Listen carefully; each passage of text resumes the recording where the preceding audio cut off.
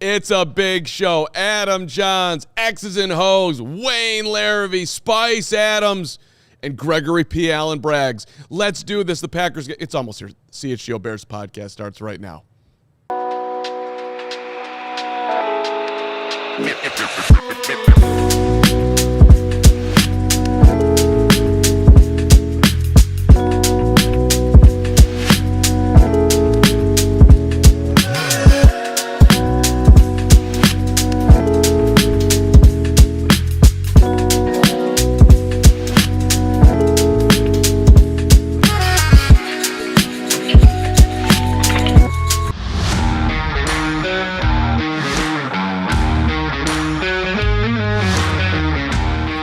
This is the CHGO Bears Podcast. Welcome in on a Thursday with the path to victory starting to come into focus. We are proudly presented by our friends at Bet365. Never ordinary at Bet365. Download the app.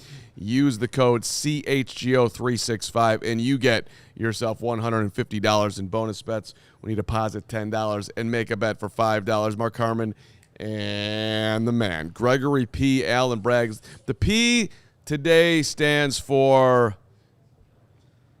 not Packers, I can tell you that. I'm going to go with professional. You're putting out a tweet right now. You've been doing a lot of things. You got up. I'll just behind the scenes, we taped with Anthony Adams this morning at 7:15. Braggs was there ready to tape it at 6:45. It was big. And now you're ready for Adam Jahns, who's joining us to start the show on a very big day. We got Wayne Larrivee coming up. By all means. By all means? By all means. Have at it with Jahns. Okay, you just hang out. That's great. Get that tweet out. Well, yeah, you do something over there. Well, first off, Johnsy, your piece today, which you can become a diehard with the code JAHNS, $36 if you miss the diehard deal. Still an unbelievable deal. And you can read Nashon Wright's pairing with defensive back coach Al Harris is thriving for the Bears, which is how I started my day today. Fantastic job on it. What's one thing you can say about the piece before people read the piece that you want them to know about the piece? Because this was how did it come in your mind that, you know what, this is what we're going to do? If a guy leads the NFL in takeaways, 5 interceptions, 3 fumble recoveries, I think he's worth a story. Just good timing, I guess, on my end. He was named the NFC Defensive Player of the Month for the month of November. The Bears went 5-0 in November, and a big reason is because of what Nashon Wright is doing. He's taking the ball away. Is he perfect in coverage? No defensive back is, but his knack for taking the ball away, which starts with his relationship with Al Harris, is one reason why the Bears are 9-3 this year. Do you think it changes anything in the offseason with how, the way they go about just the room in general? I mean, Jalen's under contract, Kyler's under contract, but you could, in theory, be aggressive in ways that perhaps, Jalen would have a ton of value right now because his contract is very team-friendly at this point. I'm not saying they're going to do that, but it does open up some interesting options, perhaps. Well, I think there's layers to this because Tyreek Stevenson is going to be up for contract soon. He's obviously a second-round pick. And this relationship that Nashon Wright has with Al Harris, what if Al Harris leaves the Bears? Would he want to go with Al Harris wherever he goes? If there's one coach on this staff right now that Ben Johnson has, I think it's Al Harris who deserves the most attention when it comes to outside opportunities after this year. His secondary, despite all the injuries, I think has been outstanding. Kevin Byard leads the league in interceptions. Just the mindset that they have in taking the ball away. Like Dennis Allen said it today, it starts with Al Harris. So I think there's layers to what the Nashon Wright conversation is after this season, but I could also envision a scenario where the Bears do everything they can to keep him. Well, and the reality is that if they knew what they were getting, they would have done more than a one-year deal for a little over $1 million, 1.1. He's a free agent at the end of the year. The dude is going to cash in. How much he's going to cash in will obviously be a big factor in whether the Bears can be in there because they're not going to pay him top-end money, and maybe somebody will, maybe somebody won't. Go ahead, Gregory. You want to get something? No, go ahead, Jahns, if you had a thought on that. Well, I just think the weird connection, I don't know if it's a weird connection, but the cool connection to try to make between him and Al Harris is Al Harris didn't really become this Pro Bowl player until he reaches Green Bay, which is his second team. I think it's his 6th season, becomes a full-time starter for the first time in his career up in Green Bay, and then he becomes a Pro Bowl player in his 30s. Like, is Nashon Wright, who has been with Al Harris since their days together in Dallas, like, is this the similar trajectory that he's on? Like, things are starting to click for him. He's gaining the experience that he needs, and he's on a team that he loves playing for, whether that's Ben Johnson, Dennis Allen, or Al Harris. Like, something is clicking for Nashon Wright, and I think it'd be foolish for the Bears to just shrug it off as a one-year wonder, because I think there's a few stories out there where you see these veteran defensive players just click in the right situations and they become Pro Bowl level players for a few years.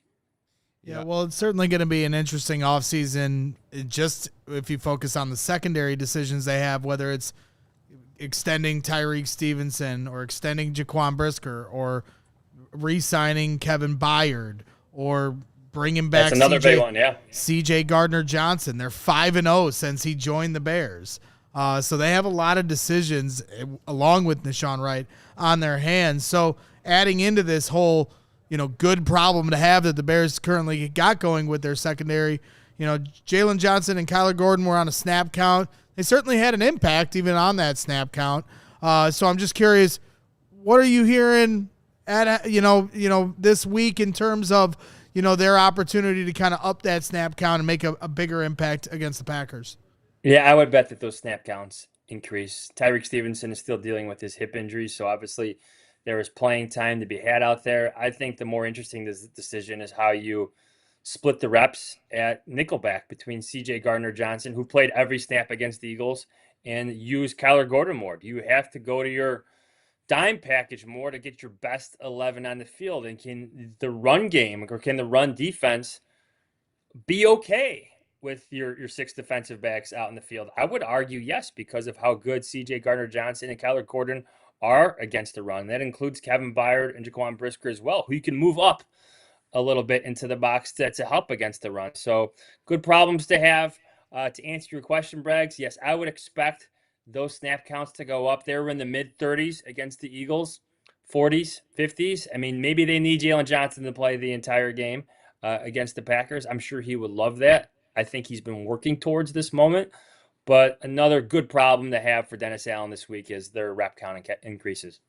It was interesting with Allen talking about that today, just saying that, there's some rust there with Jalen, there's some rust with Kyler, but, he's expecting them to be better this week. Where do you guys are doing your preview show tomorrow, but just let's get a sneak peek of that show right now. Where do you think, if anywhere, the Bears have, let's call it a significant edge or a sizable edge that they think they'll try to exploit on Sunday? Well, to me, like, one of the main conversations is, can the Bears run the ball in a similar way that they did against the Eagles up in Green Bay? Because I think the weather might dictate a strong running game is necessary. It's going to be freezing up there. That ball is going to be like a rock. I expect drops. I expect slips throughout the field. Like, it's going to happen. So can the Bears ground game, Carm, get going against a Packers defense that ranks top 10 in rushing? The Packers defense, like, I know they don't have a lot of household names. They got Micah Parsons, of course. But that defense is full of, like, high-round picks. They've done a good job drafting. They've done a good job adding through free agency. That is a talented defense from front to back. They have playmakers, especially at safety, and we know their pass rush is potent. But if the Bears can run the ball, if they could take advantage of the safeties, if they could confuse the safeties a bit, just like they did against the Eagles, then I think the Bears could be in for a good day at Lambeau Field. Yeah, no Devontae Wyatt, defensive tackle, broke deal. his leg. That's certainly going to have an impact. Obviously Kenny Clark got traded to Dallas, so they don't have him as well. So it's going to be interesting, and I think the Bears certainly are going to try to stick to what they had in Philadelphia and see who's going to stop this bruising Chicago Bears. Real quick, here, looking at the offensive side of things for the Chicago Bears, everybody's looking at the run game, but yeah, I'm sure Green Bay is as well. So you have to imagine, cold or not, that Caleb Williams is going to have to win this game with his arm more times than maybe we saw in the Philly game. Yeah, I'm just interested to see what guys, Ben Johnson went into the bye week. I know you've talked about this, like, completely obsessed with fixing his run game, and now it's second in the league. He had this mini bye, this long weekend after the Thanksgiving game. He's upset with the passing game. You know he thinks it could be better. You know he wants the completion percentage to go up. You know he wants more explosive plays. You know he wants more production across the board. Like, what does he do schematically to get it? Like, what answers does he find in Caleb Williams? What answers does he find in his receivers? Like, who's going to be in the right places at the right time? Which concepts are going to work? Which receivers are going to have the right cleats on so they don't slip at Lambeau Field? I'm interested to see what type of answers he develops because, guys, we all know that Caleb Williams can be better than this. We all know that Roma Dunze can be more productive than this. DJ Moore, Luther Burden. The Bears have weapons in the passing game. So I'm curious to see what type of answers Ben Johnson has for this for the final 5 weeks, knowing that he's on the record saying how much it kind of upsets him and how he wants to fix it. Real quick, what do you expect linebacker-wise here, Johnsy? TJ's been out there. Make a prediction. You think he plays, and if he does play, how much do you think he plays? Yeah, I think he plays. Maybe he's in a snap count. I think DeMarco Jackson actually, might be a piece worth he might be a defensive piece worth storing himself and a written piece because I think he's playing that well. Let's not forget his connection to Dennis Allen that goes back to New Orleans, and he's not just some undrafted guy. He was a draft pick for the Saints as well. So there's some talent here. There's some speed here. There's some productivity that we're seeing on film from DeMarco Jackson. So I think he stays on the field. TJ Edwards, maybe there's a snap count for him because you can't have another setback. He's too good. He's too valuable. You need him ready for the stretch run. But at the same time, I think we all know this Bears defense, especially against the run, is better when TJ Edwards is on the field. Yeah, I'm looking forward to it. Hit the like button for Jahns, allchgo.com to read his outstanding work as always. We also have a $5 super chat for you, Jahns. Anthony Tranchita. I think I said that right. Anthony, you're the man. Caleb is coming. I think he throws for 3 scores and 300 yards. Bear down, F Green Bay, right. Percent chance that Caleb throws for 303 scores this week. Go for it. I wouldn't take that bet. I think the weather is going to be a factor. Now, he's played well in the cold before. Green Bay's got a good defense. It's going to be a tight game, but I agree with Anthony. There are signs that Caleb Williams is close to breaking out. I like that he's targeting the right players.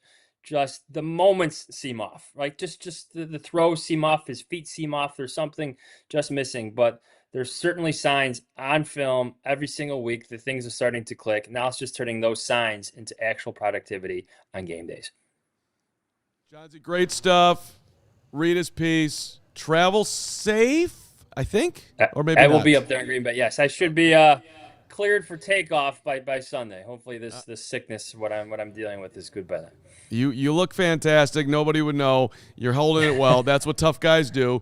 I'd be underneath the bed and asking for somebody to bring me hot tea and matzo ball soup. So good job. We'll talk to you Sunday, brother. Have a good show tomorrow. See you, boys.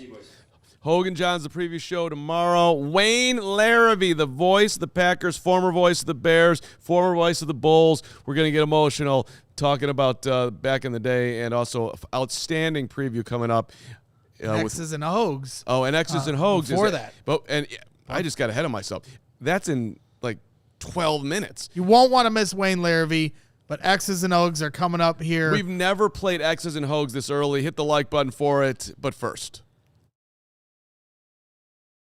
Hey, shout out to our friends at Sunnyside Dispensary. It is the time of year. Well, it's always the time of year, but hey, elevate your football season, elevate your Sunday.